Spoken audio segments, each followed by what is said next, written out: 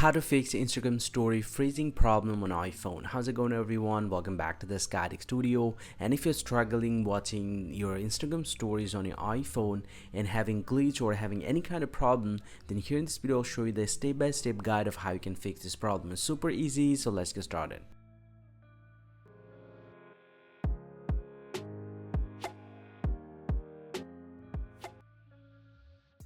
But now to fix this problem, the very first thing that you can do is simply go and open up the App Store from your device and then search for Instagram here. And once you get the Instagram, go ahead and tap on this one, and if you found any pending update, go ahead and update your Instagram application to the latest version in order to fix any software bugs or glitch that you have with the current version. But if you don't find any update, just get back from here and open up the settings from your iPhone and then scroll down, tap on General, and then tap on iPhone Storage here, and you just need to search for Instagram.